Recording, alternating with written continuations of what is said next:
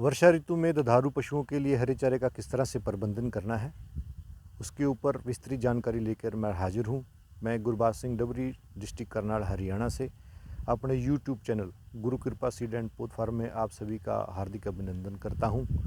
पिता तुल्य बुजुर्गों, नौजवान साथियों, मेरी मातृशक्ति माताएं और बहनें जो कृषि एवं उससे सहायक क्रियाओं में लगी हुई हैं, उनको सादर प्रणाम। दोस्तों, जैसे कि आपको मालूम है कि मानसून अपने काफ़ी प्रगति पर है।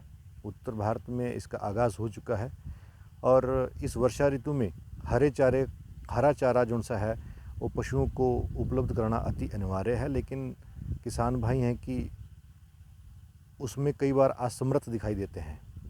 इसके ऊपर विस्तृत जानकारी लेकर आपसे विचार साझा करने के लिए मैं रूबरू हुआ हूँ। दोस्तों, आज हम जो चर्चा करेंगे जिस फसल की, उसका नाम ज्वार है, जिसको इंग्लिश में सॉर्गम बोलते हैं। इसको हम दो भागों में विभाजित कर सकते हैं, एक काट वाली चरी एवं दो काट वाली चरी, जहाँ तीन काट वाली चरी, जिसको हम हाइब्रिड के नाम से जानते हैं। इसमें कुछ महत्वपूर्ण प्रजातियां आती हैं, वो किस्में आती हैं।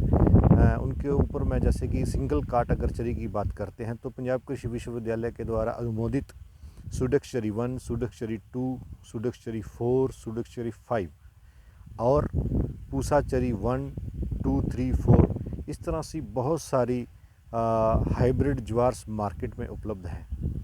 लेकिन इन जो वैरायटियों का जो बीज है वो आपने ICR भारतीय कृषि अनुसंधान परिषद न्यू दिल्ली से प्राप्त करना है, तथा आप चौधरी चरण सिंह एग्रीकल्चर यूनिवर्सिटी हिसार से तथा पंजाब कृषि विश्वविद्यालय पंजाब एग्रीकल्चर यूनिवर्सिटी लुधियाना से आप प्राप्त कर सकते हैं सुडक्षरी का बीज। को प्राप्त करने के लिए आप इस चीज़ पर महत्वपूर्ण ध्यान दें कि जो आप बीज ले रहे हैं वो आप कहाँ से प्राप्त कर रहे हैं।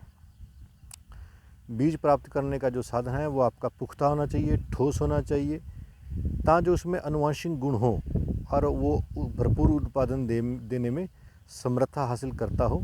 इस तरह का बीज का ही हमें से चयन करना चाहिए। और हमेशा अक्सर किसान भाई बाज़ार से जो दिल्ली से जो ट्रेडिंग होती है उस ज्वार का प्रयोग करते हैं, जिसका उसका हाइट नहीं हो पाती है।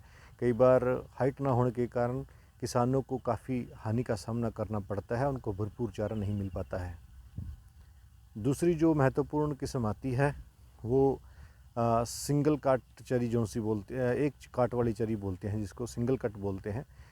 उसकी हाइट बहुत अच्छी होती है, वो 18 फुट तक उसकी हाइट होती है और उसका जो चारा है वो बहुत मीठा होता है और पशु बड़े चाव से खाते हैं। उसमें पौष्टिक तत्व बहुत अधिक मात्रा में होते हैं, जिससे पशुओं का स्वास्थ्य बना रहता है और उनके दूध देने की क्षमता बढ़ती है।